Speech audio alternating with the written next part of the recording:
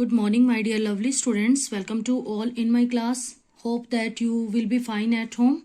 Before starting work, let's recite Gayatri Mantra 3 times. Om Bhurbhava Sava Tassaviturvareniyam Bhargo Devasya Dhimahi Dhiyo Yona Prachodayat. Om Bhurbhava Sava Tassaviturvareniyam भर्गो देवस्य धीमहि धियो यो न प्रचोदयात्. ओम भूर्भुवः स्वः तत्सवितुर्वरेण्यं भर्गो देवस्य धीमहि धियो यो न प्रचोदयात्. ओम शांति शांति Shanti Om. Now let us start our Hindi grammar work. In today's class we will discuss lesson number 23 of Hindi grammar. Lesson name is अशुद्ध शब्दों और वाक्यों को शुद्ध करना. इस लेसन के अंतर्गत हम वाक्यों को शुद्ध करना सीखेंगे. कई बार हम देखते हैं कि वाक्य में कई प्रकार की अशुद्धियां होती हैं.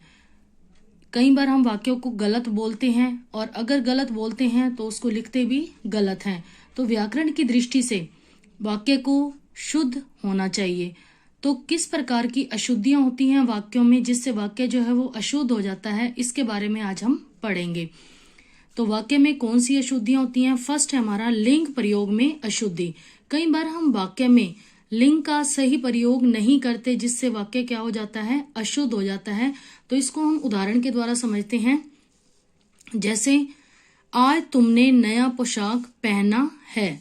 तो यहाँ पर ये वाक्य कैसा है? अशुद्ध है, क्योंकि इसमें सही लिंग का प्रयोग नहीं हुआ है. तो अशुद्ध वाक्य है, आज तुमने नया पोशाक पहना है. तो इसको शुद्ध करके क्या लिखेंगे? आज तुमने नई पोशाक पहनी है. इसी तरह से नेक्स्ट है, कल मैंने नया पुस्तक खरीदी.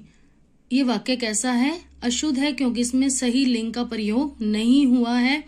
तो ये सही वाक्य कैसे होगा, शुद्ध वाक्य कैसे होगा? कल मैंने नई पुस्तक खरीदी. सेकंड आता है हमारा वचन प्रयोग में अशुद्धि. कई बार हम वाक्य में बोलते या लिखते समय सही वचन का प्रयोग नहीं करते जिससे वाक्य जो है वो अशुद्ध हो जाता है. तो एग्जाम्पल के थ्रू समझते हैं कि कैसे अशुद्ध होता है. जैसे फर्स्ट है हमारा, भारत में अनेकों राज्य हैं. अब भारत एक देश की बात हो रही है, तो यहाँ पर वचन का सही प्रयोग नहीं हुआ है. तो ये वाक्य कैसा हो गया? अशुद्ध हो गया. तो इसको शुद्ध करके कैसे लिखेंगे? भारत में अनेक राज्य हैं. इसी तरह से नेक्स्ट है, प्रत्येक वृक्ष फल नहीं देते हैं. यहाँ पर प्रत्येक वृक्ष मीन्स एक वृक्ष की बात हो रही है, तो वचन का सही प्रयोग नहीं हुआ है. तो ये वाक्य कैसा है? अशुद्ध है. तो शुद्ध वाक्य क्या होगा? प्रत्येक वृक्ष फल नहीं देता है.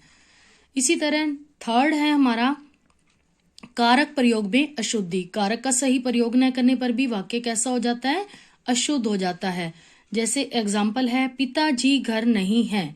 तो ये वाक्य कैसा है? अशुद्ध है, क्योंकि इसमें कारक का प्रयोग नहीं हुआ है. तो शुद्ध वाक्य क्या होगा? पिताजी घर पर नहीं है. तो यहाँ पर किस कारक चिन्ह का हमने प्रयोग किया?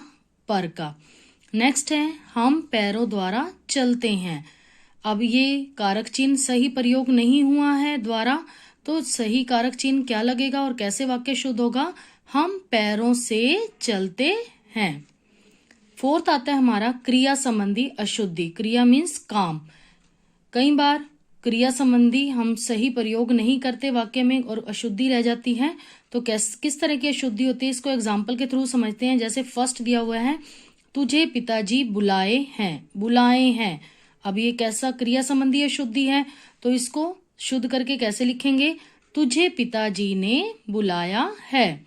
इसी तरह नेक्स्ट है, हमने कई किताबें पढ़ा है.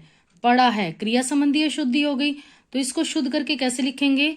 हमने कई किताबें पढ़ी हैं. नेक्स्ट आता है हमारा फिफ्थ क्रिया विशेषण संबंधी अशुद्धि. क्रिया विशेषण, सबसे पहले आपको क्रिया विशेषण पता होना चाहिए.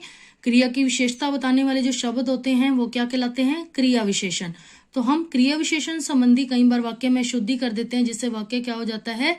अशुद्ध हो जाता है. जैसे एग्जाम्पल दिया हुआ है, वह कम करके तोलता है. सबसे पहले आपको क्रिया विशेषण पता होना चाहिए.